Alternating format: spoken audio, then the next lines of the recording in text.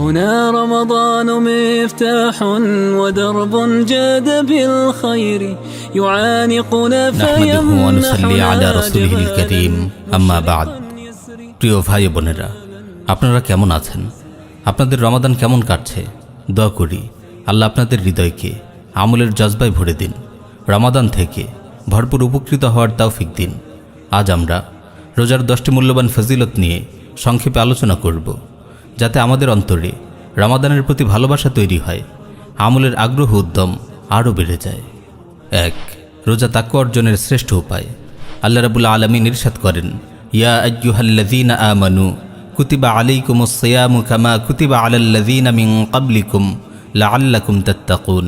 হে মুমিনগণ, তোমাদের উপর রোজা ফরজ করা হয়েছে যেমনটি ফরজ করা হয়েছিল তোমাদের পূর্ববর্তী লোকদের উপর, যাতে তোমরা তাকওয়া অর্জন করতে পারো।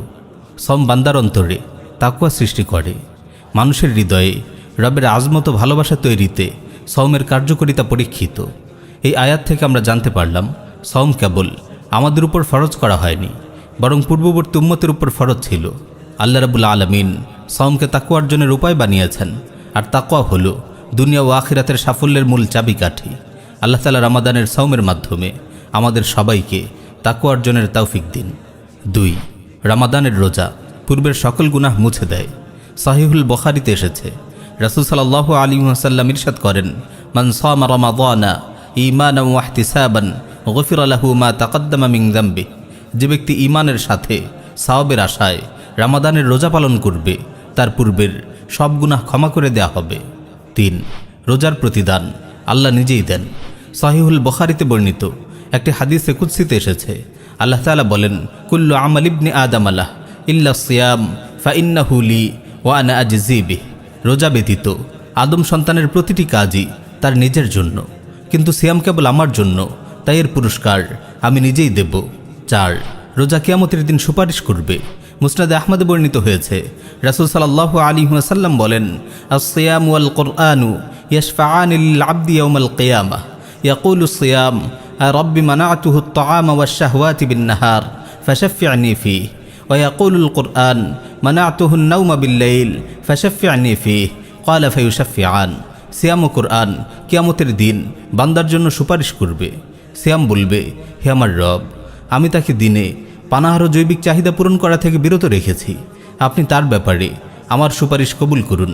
আর কোরআন বলবে, আমি তাকে রাতে ঘুমাতে দেইনি, আপনি তার ব্যাপারে আমার সুপারিশ কবুল করুন।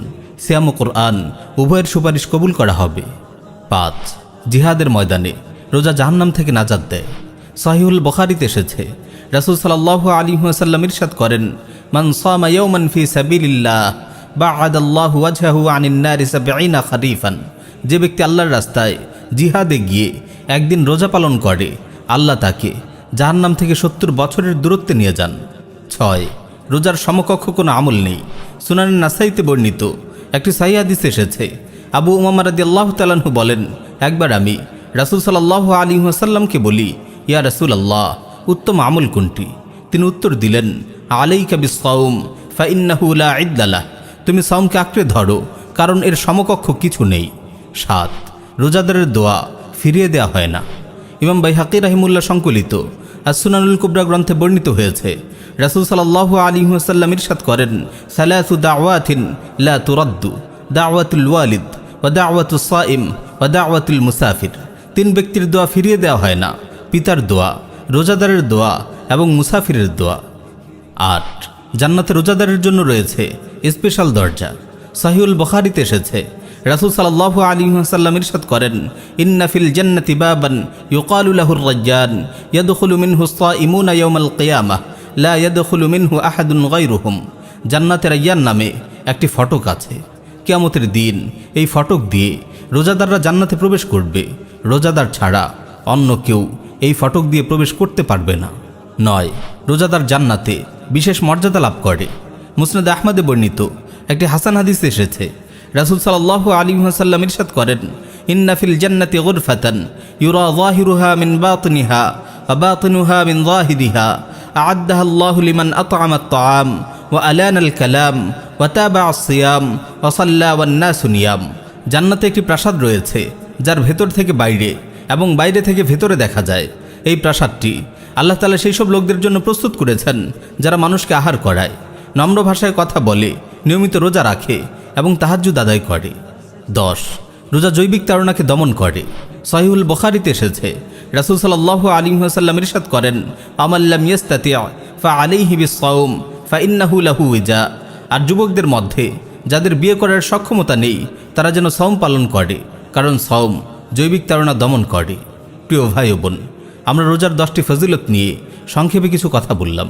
আসুন রমাদানের এই মুবারক দিনগুলোতে আমরা এই ফজিলতগুলো অর্জন করার নিয়ত করি।